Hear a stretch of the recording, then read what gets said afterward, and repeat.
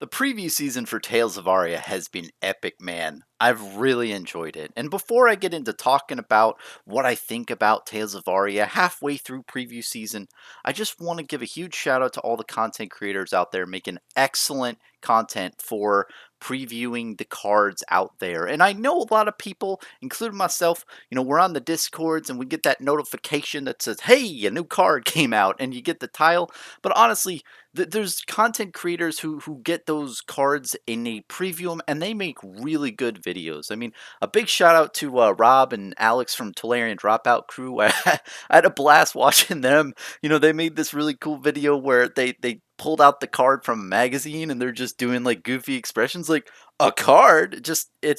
It was epic, man. I was just laughing my ass off, and just all the creators out there are making really great videos. And I'm really looking forward to Kale from Dead Summer Art. He's making a preview video tomorrow, which is what is it, September 7th. I can't wait for that video. If you haven't seen his stuff, man, his lore videos really got me interested in Flesh and Blood, and I've watched literally every video on his channel like 10 times each because it's just so well done. But anyway, just big shout out there to all the content creators making preview videos for Tales of Aria.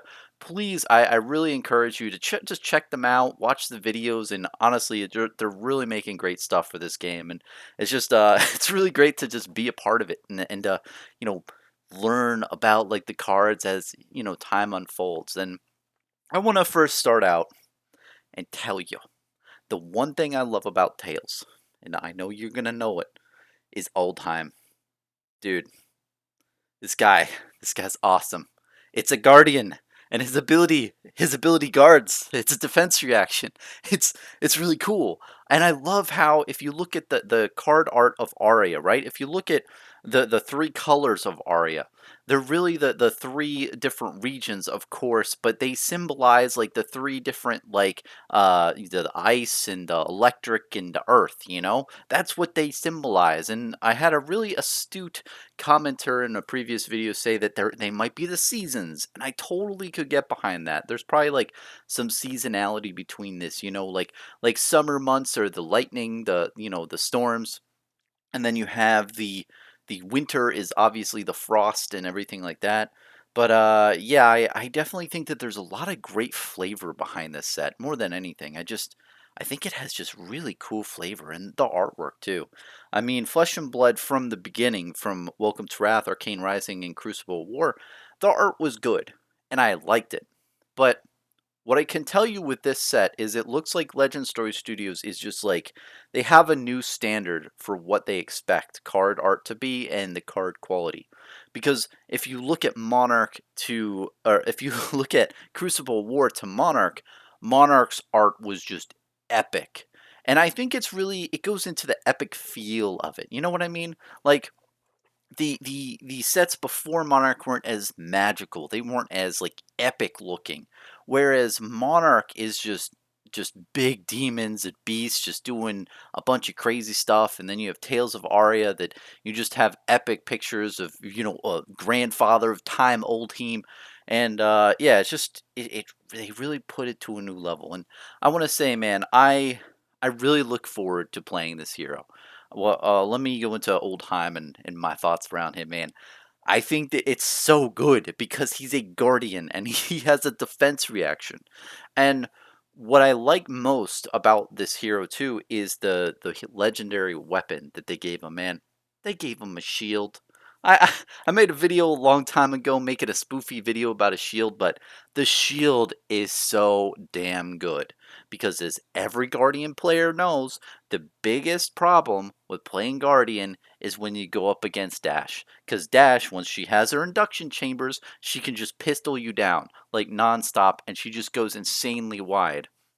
With the shield, it's absolutely nuts because what you might not know is when you play ability cards that are non attack actions, right? I.e., induction chamber or the pistol where you have to load up a steam counter, that's an action. You have to pay an action for that. That breaks the combat chain. So if Dash attacks you with her pistol, gives it go again, right? Before she can attack you again with her pistol, she has to break the combat chain and put another, resource on that. Well, when you have that nice shield that Oldheim has now, the legendary one, right?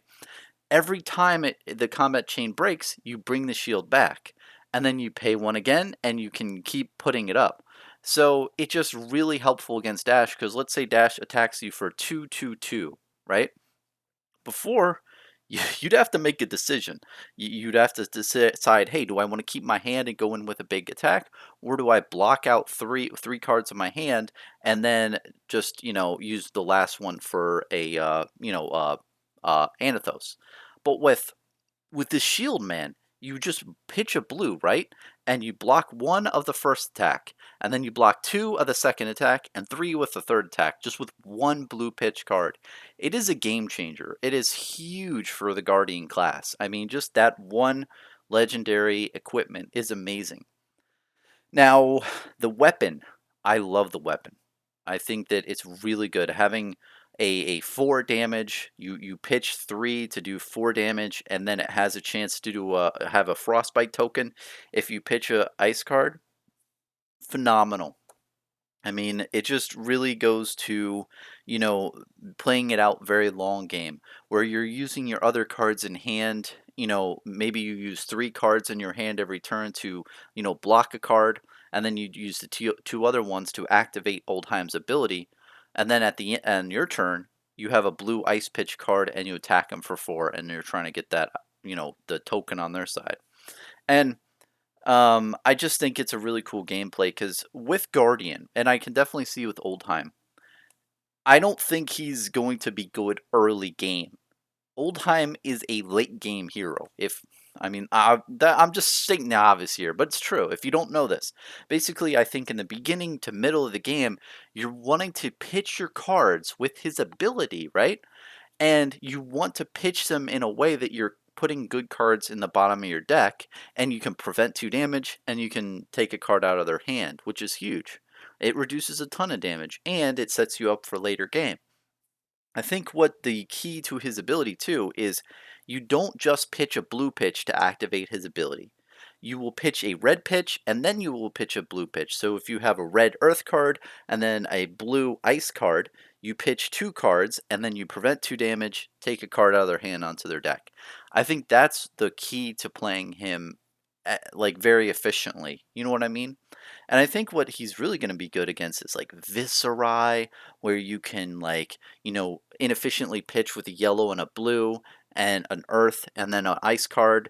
You put a card out of their hand, which is huge, and you're preventing 2 damage. And against like, anybody who really goes wide, I think it's really good.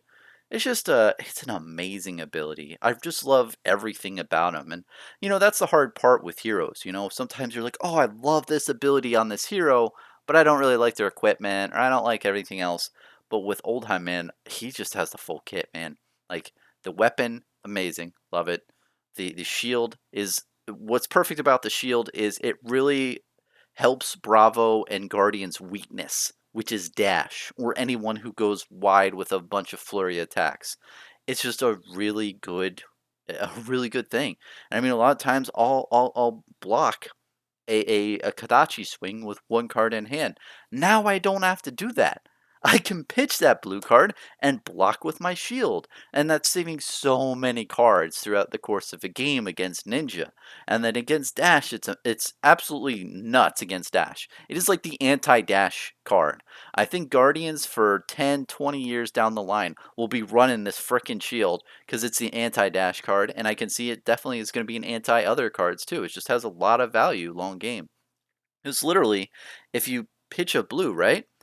And you block for 1 and then block for 2, you've literally paid for that card, for the blue pitch card. You know what I mean? Because the shield increases in armor every time you block with it this turn. So the max you could do is 1, 2, and 3, which is 6 damage you're defending with a blue kit pitch card, which is it's just insane to me. So I'm really happy about that card. Now, other things to note is that the other generic cards are really fucking good. Like Rob and Alex from Tolarian Dropouts, they did Terra Sunder. Their spoiler card was this majestic card, and that card is just it's just so good. I think it's actually better for Bravo than Oldheim because in a 3-card hand, and they're all blues, and you have 1 Terra Sunder, right? You pitch a blue to play Terra Sunder, right? And then you pitch another blue to attack with Anathos. Anathos is coming in for 7 dominate. Now, if they can't block the full 7, they're discarding 2 cards out of their hand, which is absolutely nuts. And it's really good, I think, when you see that your opponent has no arsenal card. If they have no arsenal card, you can really catch them with their pants down with this card. And because it's blue, you can save it for late game. It's a really useful card. And not only that, like let's say you have a 5 card hand, you could come in with 7, they block the 7, and then you come in over the top with a 4 pummel, and now you're hitting for 11. That's, and not only does it hit for 11, but because you pummel it, they're gonna have to discard an extra card. So they have to discard 3 cards, and they probably blocked with 1. So you literally strip their whole hand. It's just a really nuts card. And what I really like about the new Guardian stuff is the cards are on hit instead of crush. And I can't tell you how many times people circumvent crush in like the most efficient ways that really just takes the wind out of you as a Guardian player. The notorious thing is I'll come in with a dominating crippling crush, right? And they'll do a red fate first scene from Arsenal, and then they'll do a random fucking card from their hand that blocks for 3, and then they'll block with like 1 equipment piece. And if you add all those up, that just adds up to 8. So they take 3 damage, nothing happens, and you've it just feels a little tough as a Bravo player because you've literally used 4 cards in that instance, right? You've used 3 blue pitch and then 1 crippling crush, and they've blocked with 2 cards and an armor piece. So it's a 4 card to 2 card and an armor piece, swing there. And you're only doing 3 damage, so it's tough. But with Terra Sunder and with a bunch of other cards, I forgot which ones, that have your opponent discarding cards, it's really helpful because it says on hit. So not only do they have to worry about the getting to that specific number within itself, but after that, if you pummel it, I mean that's huge too. I mean, there's always that threat of a pummel on all these other of these other cards. So I think the cards that are just coming out for Oldhim are just great. I mean, I love the standpoint of the cards gain dominate when you fuse and when you do other things. Because without dominate, it's really hard to, get over attacks and chip out damage and win the game. That's why Bravo's great. If you have a good health advantage of 12 health and your opponent has like 3 health, you can just soak up damage and then on your turn, come in with any attack card that's like 8 dominate and you probably win the game because they usually don't have defense reactions later game. But overall, man, Oldheim's my guy, and I am gonna play him as much as humanly possible in every sealed event, in every draft event that I can get my hands on. I might change my mind later down the road, but at this time, man, I just want to play him. And if you talk to any experienced player, if you talk to anyone, they're gonna say, hey, you should switch it up. You should see what cards you get in the sealed packs and your draft packs. No, I don't care. Like I'm definitely playing this Oldheim guy. I love him, man. He just looks awesome. And I think that even though it's bad because let's say you get better pulls for like Lexi or the other hero, it's really, I think it's better to play heroes that you're good with. I think for 90, and this is just a personal feeling, I think 90% of us just aren't as good to understand all the heroes and understand them well. I mean, if you're freaking like Matt Rogers or Rob Seigel or some brilliant brained person who just knows all the cards, like an AJ Brown or Alex Laplume, Nick Murphy. If you're any of these people out there who knows how all the cards work and is very confident in their gameplay of all the heroes at the same time, and you're willing to see what you get in your draft pool, and then figure out what you want to build as it comes, and then do that, great. More power to you. You are a much better player than I am. But I think it's no big deal to just realize, how good a player you are now and analyze it and say, you know what? I'm not good enough to do that. To be the best player I can be at this current moment, I'm going to try to master one hero at a time. I'm going to master this Oldheim guy. I'm going to play in these sealed events, and I'm going to find all my Ice and Earth cards and my generic cards and put them in a frickin' deck with Oldheim and see how I do and try to get his best. And then after you master a hero, go on to another one if you want. But personally, like, I've just had bad experiences where in certain tournaments I've played sealed and I played what is it, Bolton, and I couldn't understand him. He just didn't make sense. But then, counter argument, I have played Prism in sealed, and I will tell you the first 2 to 3 matches I didn't understand how Prism worked. It was a very weird hero, and I was like, I don't have a weapon to attack with every turn. What is this? Like, this isn't what I'm used to. But over time, I understood how she works. So I definitely think there is some sense into once you master a hero and you're good and you just want to have fun, then you can pick up a hero. But ultimately, I'll tell you, man, I love Guardian, and this new Guardian Oldheim looks just absolutely great. Now, I want to transition into the meta overall. And I think the meta overall is really aggro at this point in time. I mean, you have Chain. Chain is as aggro as it comes. And he just is really hard to stop. I mean, you have Snag, but Snag is literally the only thing that could, block out some of his crazy turns. But other than that, you don't have much other recourse against this Chain person. So what I really like is this these ice cards, man. They're so good. Like they're like anti-red pitch cards. Because there's one where you play it. It's a non-attack action it's an ice non-attack action, and if they don't pitch 3, then they have to discard a card from their hand. That's huge. It's like I'm getting a card out of my hand, and I don't really care about that, and then I'm getting a card out of your hand. But I mean, if they don't have that blue pitch card, they'll have to discard one of their good red cards. And a lot of players, like Chain players, they need a 4-card hand to do something really cool. Having as many cards as you can in your hand will maximize that damage out. And if you don't have that, then it can trick you up. So I really love that aspect. And I really love the discard cards that, attack actions, and then they have to discard, like Terra Sunder and a couple other ones. But another thing that is really amazing is the frostbite tokens, man.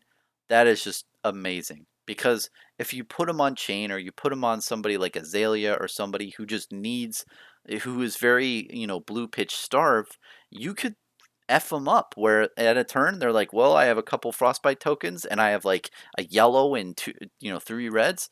And it's gonna very like diminish the amount of attacking ability they can do on you. I think overall what these ice cards will do to the current meta is really just slow down the game more. It's going to make it to where heroes that want to go full aggro won't be able to do as much aggro like that, where they have to put more blue pitch, more yellow pitch cards in their deck instead of just running complete red and just like maybe 10 to 12 blues, because they'll realize that, hey, if I get some frostbite tokens on me and I have a bunch of red in my hand, I'm absolutely screwed. And it's going to really screw up my turns, so I can't do that as much. I think yellow pitch cards are going to get more value in this game. And we've already seen yellow pitch cards, especially with the last meta with the prisms, with the library. You have to destroy the library with the yellow cards. I can definitely see that there's uh, more usage for yellow pitch cards, even though they do less damage. Let's say you have a frostbite token on you. Well, a yellow pitch card is better than a red pitch card, every day in the week. So it's just very interesting how these cards are going to interact with it. But just as a overall disclaimer, man, I can't tell you 100% what's going to happen, but that's what these cards tend to do. It's instead of having a really quick game, it's making it so the game progresses over a longer period of time, so the damage is like, smoothed over a long period of time, which I think will be really great for, Oldheim players, because, you know, he he really has struggling if you go against an aggro deck, right? And you didn't have all these abilities to do that, like with Bravo. I just have to block you out. If I go up against a Chain player, I'm blocking you out all day of the week, man. I'm just taking my hand and dumping it on the field. And that's it. And then every turn, I literally draw my cards and then dump them on the field. And then at the end of the game, I'll see if I have more health than you have cards in your deck. You know, that's how it goes. But with these new ice cards, I feel that it's giving Bravo players and any Guardian players like Oldheim abilities to combat that, abilities to slow down the game and to where you screw up your opponent to where if you really get cards out of their hand or if you put, all these frostbite tokens on their field where they literally can't attack because they have to pitch more than they have in their hand, it's really going to F them up. And I think with Lexi having that too, it's going to be really cool. Having, a bunch of, having another hero with these ice cards to, slow down the game more. And I think you'll see too where you might have, let's say, you know, classic constructed. You have 70 cards in your pool to, do with what you wish. You might have a 10 card buffer where it's ice or lightning. And if you're going up against an aggro deck, you go more ice. If you're going up against a more like stally out, stall and OTK build, you go more lightning, with Lexi. You know what I mean? I could definitely see the same with Guardian, where you sub out cards and you go from 70 cards to 60 and you take out the cards that will make your game slower or faster depending on the matchup. I don't think that's going to be like too prevalent, but I could definitely see that coming on. But overall, man, just Legend Story Studios is knocking it out of the park. I mean, this set looks amazing. I'm really excited. It's just going to be great, and I'm really looking forward to Vegas. I plan to go. I hope I can fly out there this week and get out there and sniff some really good card packs and, and open the cards in person and enjoy it. The only things I'm worried about is like I'm so excited now for this set, but I don't know if I'm gonna be excited in future sets when they don't have a guardian hero. And I don't mean to be a downer, man, but like I'm really freaking looking forward to this set because Monarch was great because the card art was amazing and it was just the first time I ever did a pre-release event and all this stuff. There's a lot of new things to it, but at the end of the day, I didn't really like the heroes to play with personally. I'm a Bravo guy, I'm a Guardian guy, but with this set, oh, it's a night and day difference. It's like three Christmases like mushed together with Flesh and Blood, and like this is the package, and it's just amazing. I can't wait to open up these cards and play this new hero. He's really cool. He's a Guardian. He has a defense reaction for ability that makes sense. He defends. He's not an Attackian.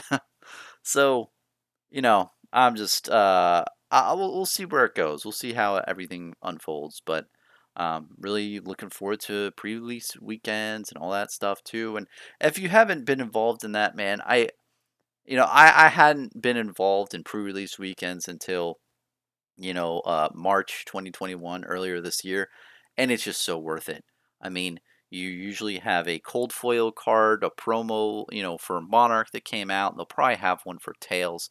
I mean, they'll probably have some type of promo card that you're gonna get that's worth a ton more than the $20 you spent to get into the thing. And I mean, I think even in this day and age, the cold foil Monarch promos are sitting at $10 a piece, and you got two of them if you attended.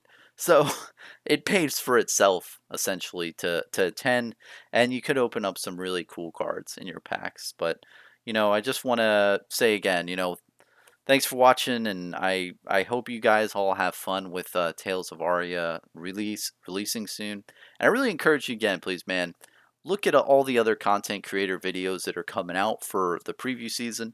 They're making some really great stuff, and I'm really looking forward to the rest of the preview season. It has just been epic, and I before Flesh and Blood, I didn't really understand previous seasons, but after being in it and seeing the cards every night and being a part of the community and talking with people and discussing like every night, it's cool. It's like Hanukkah in a way, where you open up a present each night until the final night.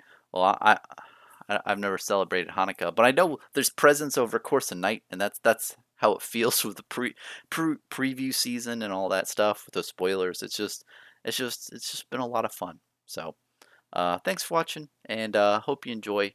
And yeah, Tails, man. It's really fucking good.